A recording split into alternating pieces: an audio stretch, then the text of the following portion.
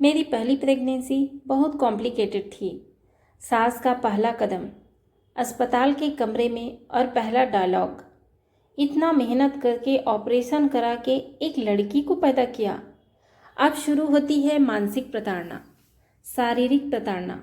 और एक रात ऐसी आई कि मेरा पति मेरी बच्ची को उठा के बालकनी के बाहर खड़ा हो गया कि तुम यहाँ से नहीं जाओगे तो मैं इसको नीचे फेंक दूंगा। बस वो दिन था जब। हेलो एवरीवन, मेरा नाम वर्णिका शुक्ला है। मैं इलाहाबाद से हूँ। इलाहाबाद जो अब प्रयागराज बन चुका है। मेरा जन्म प्रयागराज में हुआ। पूरे तरीके से schooling, education, college life, post graduation सब इलाहाबाद में हुआ। पूरी ज़िंदगी लाइफ में सिर्फ एक मोटिव था, पढ़ाई करना और मेरे पिताजी का सपना पूरा करना, जो कि था एक आईएएस बनना। उत्तर प्रदेश में अभी भी यह मानसिकता है कि एक लड़की या लड़का या तो सरकारी कर्मचारी बनते हैं या तो वो कुछ नहीं होता। उसी तरह मेरे माता पिता ने भी एक सपना देखा था कि मैं एक आईएएस बन जाऊं। 12th तक साइंस की पढ़ाई की। उसके बाद पिताजी को यह लगा कि जितना साइंस पढ़ना चाहिए था पढ़ चुकी। उन्होंने मेरी स्ट्रीम चेंज की और मुझे आर्ट्स में डाल दिया। आर्ट्स साइड पढ़ते पढ़ते फिर तैयारी शुरू की और मेरा सफ़र इलाहाबाद से निकल के दिल्ली आ गया। दिल्ली में मुखर्जी नगर में जैसे सारे छात्र भागते हैं, मैंने भी भागना शुरू किया। लेकिन मैं बहुत खुश नसीब थी कि मुझे बहुत अच्छे टीचर्स मिले। तो 1 साल की पढ़ाई और बहुत मेहनत के बाद फल यह निकला कि जिस पैटर्न में मैंने पढ़ाई की और पहला अपीयर करने के लिए जो चेक करने के लिए लोग पेपर देते हैं, उसके अगले साल जब ये सोचा कि अब अगली बार निकाल लेना है, तो पूरा ही पैटर्न चेंज हो गया। और तब आया सीसेट। और इस 1 साल में माता पिता को कहीं ना कहीं यह फील होने लगा कि अब लड़की को 1 साल बाहर भेज दिया है, काफ़ी आज़ादी दे दी, अब वापस बुला लिया जाए। अब मेरी जो कंपटीशन थी या मेरे मानसिक जो द्वंद्व थे वो वहाँ से शुरू हुए। मुझे लगता था कि नहीं, मेरे अंदर बहुत प्रतिभा है और मुझे और पढ़ाई करनी थी और मुझे अपने आप को साबित करना था। मैंने दिल्ली यूनिवर्सिटी में दाखिल लिया एमफिल करने के लिए। वहाँ पढ़ाई शुरू हुई और मैंने अपनी पढ़ाई जारी रखी। माता पिता का प्रेशर बढ़ता चला गया। फिर मुझे नौकरी करनी पड़ी तो मैंने ज्वाइन किया एक high university as a counsellor. वहाँ नौकरी के साथ साथ मैंने अपनी पढ़ाई कायम रखी। इसी बीच में दबाव आना शुरू हो गया, वापस आ जाओ, शादी होनी है। फिर मैं वापस आ गई। आके माता पिता की बात मानी और मैंने ये सोचा कि चलो शायद शादी के बाद मेरा अपना घर होगा, जहाँ घर के आगे मेरा नाम होगा और वहाँ मेरी आज़ादी होगी। मैं जैसे पढ़ना चाहूँगी मैं अपनी पढ़ाई चालू रखूँगी और मेरे पति जी होंगे, वो मुझे सपोर्ट करेंगे। शादी के लिए जो रिश्ता आया वो हमारे ही उत्तर प्रदेश से जौनपुर ज़िले से आया। फिर क्या था, शादी हो गई। मेरे जैसी लड़की जो इलाहाबाद में रही, दिल्ली में रही, घर में सबसे छोटी और मेरे भाई बहनों के बीच में एक अच्छा खासा गैप था। तो मैंने अपनी ज़िंदगी बहुत अच्छी जी थी। वहाँ ऐसी मेरी ज़िंदगी बदली और मैं सीधे वापस आई कट्टर घूंघट में। और इतना घूंघट कि किसी से भी मिलना है तो उसे घूंघट के अंदर ही। धीरे धीरे पढ़ते उतरने शुरू हुई। शादी में जितना उम्मीद की गई थी उससे ज़्यादा दिया गया। लेकिन इंसान बहुत ही वो होता है, उसको जितना मिले हमेशा कम लगता है। वहाँ जाने के बाद सबको लगा कि अरे ये तो बहुत लेके आई है, हमने कम मांगा। अब शुरू होता है ज़िंदगी का दूसरा पड़ाव, जो शायद हम पिक्चरों में देखते हैं। उसी पिक्चर से निकल के मेरी ज़िंदगी उसी पड़ाव पर आ गई। मैंने अपनी ज़िंदगी में देखा, हर दिन सुनाना सास करूँ, ससुर करूँ, जेठानी करूँ, और सबसे मेजर पार्ट जो आपका साथी था। शादी के पहले तक तो वो चुप था, शादी के बाद डिमांड डालना शुरू हुआ। हमें दिल्ली में रहना है तो मुझे दिल्ली में घर चाहिए, गाड़ी के लिए पैसे आए, लेकिन गाड़ी मुझे और बड़ी चाहिए। मुझे लगता था कि मैं बहुत काबिल हूँ और आगे फ्यूचर में जाकर मेरी बहुत अच्छी नौकरी हो जाएगी और मैं सरकारी नौकरी निकाल लूँगी। मुझे कोई ज़रूरत नहीं है। मैं हमेशा से दहेज के खिलाफ थी, लेकिन उम्मीदें अलग हो गई। पति की डिमांड बढ़ती चली गई। धीरे धीरे मैंने उनकी बात सुनी, फिर घर पर बताना शुरू किया। पिताजी को समझाया कि ऐसी ऐसी सिचुएशन है। पापा ने दीदी से बात किया, क्योंकि मेरी बहनें दिल्ली में रहती थी। दिल्ली में एक घर की व्यवस्था की गई। हम वहीं रहना शुरू कर दिए। दिल्ली आ गए। विदाई करते समय जौनपुर में 2 देवर थे। मेरे सास ने कहा, ये जो 2 बेटे मेरे तुम्हारे साथ दे रही हूँ, आज से इनकी जिम्मेदारी सिर्फ तुम्हारी है। अब तुम इन्हें पालोगे। हम दिल्ली पहुँच गए। 2 BH का फ्लैट रहने वाले हम 4 लोग। पति का पहला सवाल ये था कि पढ़ाई बाद में होगी, तुम्हें नौकरी करनी पड़ेगी, घर के खर्चे हम मिल बांट के करेंगे। फिर वही यूपी की मिडिल क्लास मेंटालिटी। मैंने कहा, क्यों नहीं, लोगों को बराबरी का काम करना चाहिए। मैंने नौकरी शुरू की। बीएड किया था, नौकरी मिल गई। मैंने पढ़ाना शुरू किया। एक स्कूल, दूसरा स्कूल, तीसरा स्कूल, बहुत अच्छे से स्कूल में पढ़ाया। ज़िंदगी बदली। पति का कहना था, हमारे कमरे में एसी लगाएं, दूसरे कमरे में कूलर चलेगा तो बिल ज़्यादा आएगा, तो हम सब एक ही कमरे में सोएंगे। तो एक कमरे में मैं, मेरे पति, गद्दे डालकर मेरे दोनों देवर। यह मेरी शुरू की ज़िंदगी है। शादी का पहला साल। मैंने पूछा, हमें घूमने जाना है, तो उन्होंने कहा, अभी नहीं, 6 महीने बाद हम इस बारे में सोचेंगे, अभी बहुत सारी जिम्मेदारी है। मैंने कहा, ठीक है। तो जो शादी की ज़िंदगी होती है तो शायद मैंने देखा ही नहीं ढंग से। इसके बाद नया सफ़र शुरू हुआ। पति ने मुझे बताना शुरू किया कि अब मुझे बाहर जाना है, अब मुझे विदेश के ऑफ़र आ रहे हैं, अब मैं बाहर जाऊंगा। मैंने कहा, ठीक है। फिर वही बात आई कि मेरे पास पैसे नहीं हैं, मुझे सपोर्ट चाहिए। अब तुम कमाते हो तो मेरी मदद करो। मैंने कहा, क्यों नहीं।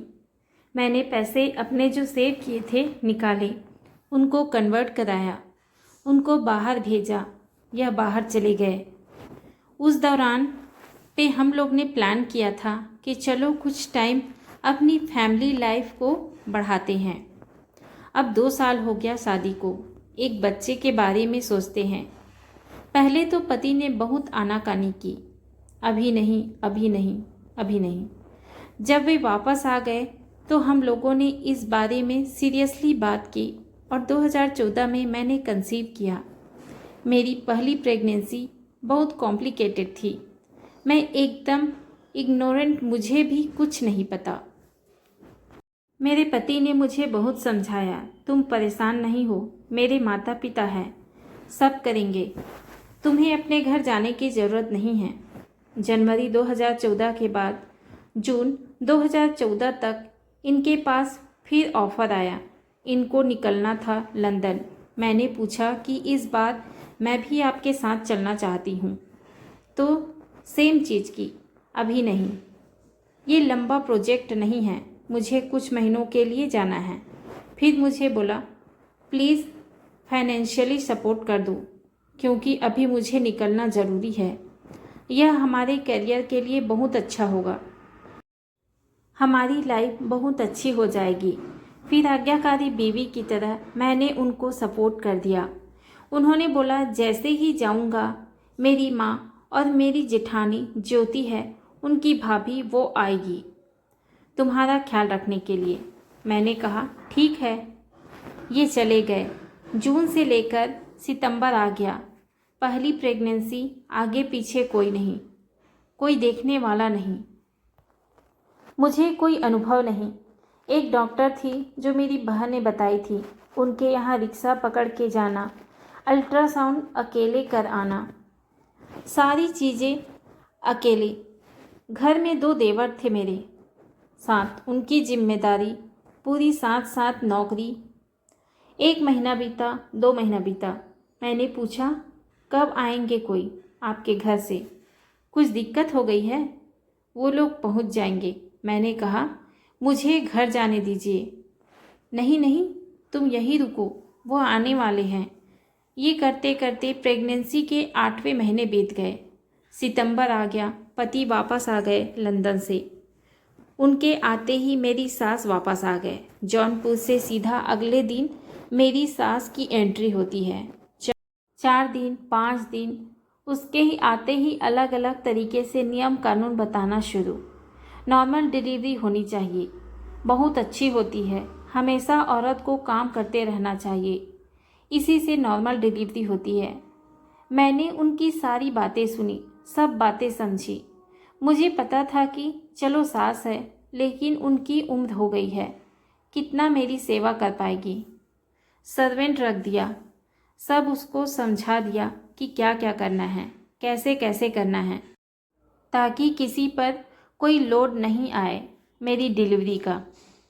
मैंने मायके में सबको मना कर दिया कि नहीं, कोई ज़रूरत नहीं करने की, मेरी सास आ गई है, देख लेंगी, संभाल लेंगी मुझे। वो दिन भी आ गया जिस दिन मेरा वाटर बैग फट गया। रात में भागते गए हम 11 बजे हॉस्पिटल। मेरे दिमाग में सास की बातें इफ़ेक्ट थी कि नॉर्मल डिलीवरी होनी चाहिए। कितना मुश्किल होता है लड़की के लिए समाज की 10 बात को अपने दिमाग में रखना, और जब आप उसको आइडियलिस्टिकली फॉलो कर रहे होते हैं। मैंने रात के 11 बजे से सुबह 5 बजे तक कोशिश की कि मुझे नॉर्मल डिलीवरी हो जाए। पूरा पेन सहा। अल्टीमेटली डॉक्टर ने बोला नहीं, आपके पास ऑप्शन नहीं है, आपको सिजेरियन पर ही जाना पड़ेगा। फिलहाल जो भगवान को मंजूर होता है वैसा ही हुआ। सुबह 5 बजे प्यारी सी गुड़िया ने जन्म लिया। मैं हमेशा चाहती थी मैं एक बेटी की माँ बनूं। मेरे लिए वो बेटी मेरा भाग्य लेकर आई थी, लेकिन बाकी सबके लिए वो एक भार थी, एक बोझ थी। मेरी सास बाहर बैठे दुखी हो चुकी थी। मेरे पति सर अटक चुका था। वो जो पहले कहते थे ना कि बेटी के आने से कंधे झुक जाते हैं, कुछ उसी तरीके से हाव भाव सबके बदल चुके थे। मैं ऑपरेशन थिएटर से वापस आई। सास का पहला कदम अस्पताल के कमरे में और पहला डायलॉग, इतना मेहनत करके ऑपरेशन करा के एक लड़की को पैदा किया है। कुछ नहीं कहा मैंने। मैं उस स्थिति में ही नहीं थी कि मैं कुछ कहती। मैं सिर्फ देख रही थी। मैंने सबकी शक्ल देखी, सबकी बातें सुनी। मैं घर आई, चीज़ें बिल्कुल बदल चुकी थी, लोगों के हाव भाव बदल चुके थे। मैं ऑपरेशन थिएटर से निकल के 4 दिन बाद वापस अपने घर पर छोटे से बच्चे के साथ अपने कमरे में बैठी। हमारे पास कोई आने को नहीं तैयार। छोटी सी बच्ची रोती थी, देखती थी मैं। सिजेरियन के बाद मुझे नहीं पता था खुद को कैसे संभाला जाता है, लेकिन मैंने संभाला। जिंदगी में पहली बार यह समझ में आया भूख क्या होती है। जब आप फीड करा रहे होते हैं तो आपको भूख लगती है।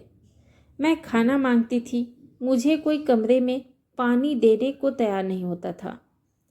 काम वाली लगी थी, मैं उसको बता देती थी कि ये बना दो, तो वो अगर वो दाल का पानी बना कर जाती थी, उसमें स्पेशल नमक डाल देती थी कि मैं पी ना पाऊँ। बहुत ख़राब समय था वह। मैंने बहुत ख़राब तरीके से उन चीज़ों को फील किया है। और मुझे लगा कि इस स्थिति से मैं कैसे उभरूंगी। सास जब आए, तुम्हारी बेटी खराब है। देखने में उसका पैर टेढ़ा है, वह काली है। ऐसे बहुत सारे व्यंग तंज उन्होंने कसे। फिलहाल उन चीज़ों से निकलते निकलते मैंने अपने पति से बहुत सवाल किए। उस चीज़ पर हमारे बहुत डिबेट हुए। फिर मैंने कहा कि अब मैं खुद को संभाल नहीं पा रही हूँ, मुझे घर जाना। और उस स्थिति में मैं उनको कन्वेंस किया। मैं मायके आई। मायके आने के बाद मेरी सेवा हुई, मेरी बेटी की सेवा हुई। मेरी मदर ने सब कुछ किया हम दोनों के लिए। दिसंबर बीता। मैंने पति से पूछा कि ये जो सब हुआ जब मुझे सबसे ज़्यादा सबकी ज़रूरत थी, ये जो हुआ है ना, नहीं होना चाहिए था। फिर मेरे पति आए दिसंबर में। उन्होंने बोला मेरा ट्रांसफ़र हो रहा है बेंगलोर और हम बेंगलोर चलेंगे। कोई बात नहीं है, जितना हुआ हम दोबारा ऐसी लाइफ ही स्टार्ट करते हैं। फिर आदर्श नारी की तरह मैंने उनकी बात मान ली। हम चले गए बेंगलोर। बेंगलोर जाने के बाद लाइफ बहुत बदल गई। पति ऑफिस जाते थे, हम और मेरी बेटी गेस्ट रूम में रहते थे। अचानक से एक दिन पति का मोबाइल हाथ में आया और मैंने उनके मैसेज चेक करना शुरू किया तो मुझे पता चला किसी से बड़ी अच्छी बातें चल रही है, बड़ी आत्मीयता से बातें चल रही है। उनसे मैंने पूछा कि ये जो बातचीत है यह क्या है। सवाल का एक ही जवाब आया, तुम्हें इन सब से कोई मतलब नहीं है, तुम बच्चे पर ध्यान दो। तब मुझे समझ में आया कि नहीं, जो जिंदगी दिख रही है वो जिंदगी है नहीं। मैं किसी छलावे में जी रही थी और जिंदगी बहुत अलग है। 3-4 महीने में बेंगलोर से दिल्ली वापस आए। पति का रवैया बदल गया। अब पति को लगा कि ये काफ़ी चीज़ें जान गई है मेरे बारे में। रवैया पूरी तरीके से बदल चुका था। बातचीत कम होती जा रही थी। जो रिश्तों में एक संतुलन था वो खत्म हो रहा था। जो चीज़ें ठीक करनी चाहिए थी वो और ख़राब की जा रही थी। अब कहीं ना कहीं बस पति का एक सूत्र कार्यक्रम था कि मैं किसी तरह यहाँ से चली जाऊँ। अब शुरू होती है मानसिक प्रताड़ना, शारीरिक प्रताड़ना। हर एक सुबह मेरे लिए नई थी। हर दिन कुछ न कुछ ऐसा हो रहा था जिसको समेटना, संभालना मेरे लिए मुश्किल होता जा रहा था। मैं लड़ती रही, जूझती रही, संभालने की कोशिश करती रही। लेकिन हमारी मिडिल क्लास मेंटालिटी इतनी स्ट्रांग होती है ना, मुझे ये पता ही नहीं चला कि ये लास्ट था। ये चीज़ें खत्म हो रही है, ये रिश्ता खत्म हो रहा है। मुझे कहाँ पर ये कहना है कि नहीं, बस अब और नहीं झेल सकती मैं। अब इससे ज़्यादा मुझसे नहीं हो पाएगा। लड़ाइयाँ इतनी बढ़ चुकी थी कि आसपास के घरों में पता चलने लगा था। लड़ाइयों का लेवल इतना बढ़ता चला गया, कभी कुछ उठाकर फेंक दिया जा रहा है, रात रात में बैठा जा रहा है, मोबाइल चेक किए जा रहे हैं कि कुछ ऐसा मिल जाए जिससे मैं इसके ऊपर यह कह दूं कि यह गलत है और मैं इसलिए इसको यहाँ से भगाना चाहता हूँ। मैंने वो दिन भी देखे हैं जब मैं डर के मारे दरवाज़ा बंद करके लेटने लगी थी। लेकिन ये सब किया उस एक बीवी ने। दिल कब बदला, ये प्रताड़ना आ गए मेरी बच्ची पर। साल भर की बच्ची। अब पति ने उसको टॉर्चर करना शुरू कर दिया और एक रात ऐसी आई कि मेरा पति मेरी बच्ची को उठा के बालकनी के बाहर खड़ा हो गया कि तुम यहाँ से नहीं जाओगे तो मैं इसको नीचे फेंक दूंगा। बस वो दिन था जब एक बीवी हार गई और एक माँ जीत गई। मैंने कहा अब मुझे अपने से ज़्यादा इस छोटे बच्चे को सुरक्षित रखना है। कहते हैं ना कि जब रिश्तों में बहुत दूरी आ जाए तो थोड़ी सी दूरी ले लेनी चाहिए। कहते हैं दूरियों से प्यार बढ़ जाता है। सोच मेरी यही थी। मैंने अपनी बहन से बात की कि मुझे लगता है कि मुझे कुछ दिन घर पर रहना चाहिए और थोड़ा ना पढ़ाई पर ध्यान देना चाहिए। लेकिन मेरा पति मुझसे बहुत ज़्यादा समझदार था। उसको ये लग गया कि अब यहाँ की बातें इसकी बहनों तक जा रही है, तो ये घर हमें छोड़ देना चाहिए। उसने कहा गुड़गांव शिफ्ट होंगे। हमने कहा ठीक है, हम गुड़गांव चले जाएंगे। मुझे लगा शायद जगह बदलने से रिश्ते बदल जाएंगे। फिलहाल ऐसा कुछ नहीं था। एक दिन सुबह उठे तो सुबह सुबह बोला सामान पैक करना है, हमें जाना है। मैं पूछ रही हूँ मुझे जाना कहाँ है, तो उन्होंने कहा कि मैंने घर खरीद लिया है, हम वहाँ शिफ्ट हो रहे हैं। मेरे लिए बहुत ही सरप्राइजिंग था। ये ऑफिस चले जाएंगे, दिन भर मुझे छोटी सी बच्ची के साथ रहना है। मुझे तो पता होना चाहिए ना हम कहाँ जा रहे हैं। जवाब आता है तुमसे इससे कोई मतलब नहीं, जहाँ मैं ले जा रहा हूँ वहीं रहोगे। मैंने बहनों को फ़ोन किया कि ऐसी स्थिति है। बहनें आई मेरी। वापस पूछा उनसे कि अचानक से आप कहाँ जा रहे हैं, आप बताइए तो। जवाब न देते हुए अपने बातों का स्तर गिरा दिया। गाली गलौज पर बात आ गई। मेरी बहन भी जब तक समझाती रही, लेकिन जब बहुत ज़्यादा बात बढ़ गई तो फिर पुलिस को फ़ोन किया गया कि अब बात आउट ऑफ कंट्रोल हो रही है। पुलिस आई। यह मेरी दुनिया की सबसे बड़ी गलती थी। पुलिस आई। उसने मुझसे पूछा नाम आप जो कहिए, आप जो बताएंगे, अगर ये आपके साथ गलत कर रहे हैं तो हम अभी इनको स्टेशन ले जाएंगे, हम अभी थाने ले जाएंगे, ठीक हो जाएंगे, बातचीत सही हो जाएगी, सब सही हो जाएगा। मैं पुलिस वाले की बातें सुन रही थी और मैं अपने पति को देख रही थी। मुझे लगा इस आदमी से मैंने शादी की है, मेरी वजह से ये थाने जाएगा, इससे रिश्ते ठीक होते हैं क्या? मैंने पुलिस वाले से कहा नहीं भैया ठीक है, कोई बात नहीं। मेरी बहनों ने आपको बुला लिया था, लेकिन कोई बात नहीं, घर के बीच की बात है, आप रहने दीजिए। पुलिस चली गई। मैंने अपना थोड़ा बहुत सामान इस पूरे परिवेश में जो समझ में आया, सर्दी का टाइम था, जनवरी का टाइम था, सामान पैक किया जो मेरा प्लान था। घर जाते हैं, थोड़ी दूरी आएगी तो सामने वाला समझ जाएगा कि परिवार किसे कहते हैं। पैक किया। 24 जनवरी 2016 में इलाहाबाद आ गई। जनवरी 2016 से लेकर आज तक यह इंसान अपनी बेटी से नहीं मिला है, इससे आज तक कभी कॉल नहीं किया। ये मेरी बच्ची कैसी है, मेरी बीवी कैसी है, लेकिन मैं भी जिद्दी थी। 2016 में जब वापस आई, मैंने जैसे बताया था मैं घर में सबसे छोटी थी। 6 महीना में बहुत डिप्रेशन में रही। मुझे लगता था मैं घर में सबसे छोटी, हमेशा पैम्पर रही, लाड प्यार में पली। अब मेरे हाथ में छोटी सी बच्ची है। वैसे मैंने कभी सेविंग करने सीखी नहीं थी। पति ने जहाँ बोले वहाँ खर्च कर दिए। मुझे लगता था जो पैसा अपने घर पर खर्च हो रहा है, गिने चुने पैसों के साथ मैं इस छोटी सी बच्ची को लेकर सर्वाइव कैसे करूँगी। तो वो दिन था कि मैंने इतना सीवियर डिप्रेशन देखा कि मैं कमरे से बाहर ही नहीं निकली। 6 महीने बाद जब मैं निकली तो जिन सड़कों पर मैं कॉलेज टाइम पर गुजरती थी, उस जगह पर जाकर मैं बेहोश हो गई। मुझे लोगों को देखना पसंद नहीं था। मुझे डर लगता था लोगों से। फिर ये धीरे धीरे एहसास हुआ कि अगर मैंने अपनी बच्ची के लिए कुछ नहीं किया तो कोई कुछ नहीं करेगा। ठीक है आपके माता पिता होते हैं, ठीक है आपके साथ आपका परिवार होता है, लेकिन एक माँ होती है। फिर ये माँ जगी।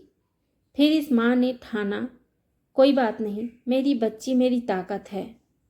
लोग कहते हैं कि ये जिम्मेदारी है, यह कमजोरी है। नहीं, मेरी बेटी मेरी ताकत है। और इस दौरान मुझे मेरी एक दोस्त थी जो प्लस साइज मॉडलिंग में गई थी। उसको देख के मैं बड़ी खुश हुई थी। डिलीवरी हुई और शरीर पर ध्यान नहीं दिया। तो वज़न अच्छा खासा बढ़ा हुआ था।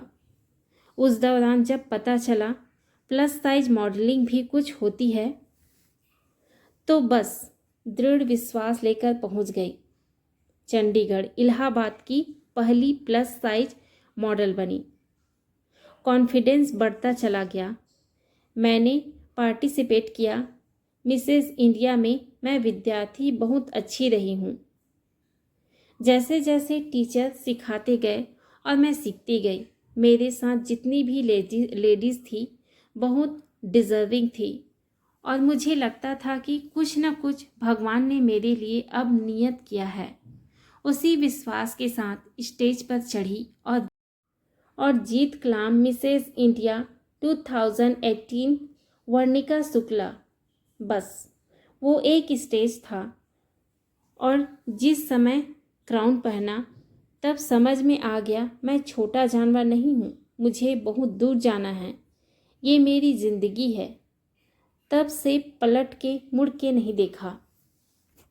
दोस्तों, मेरी ये कहानी आपको कैसी लगी कमेंट के माध्यम से ज़रूर बताइएगा। अगर आपको मेरी ये कहानी अच्छी लगी हो तो प्लीज़ मेरे चैनल को लाइक कीजिए, शेयर कीजिए, सब्सक्राइब कीजिए। Thank you.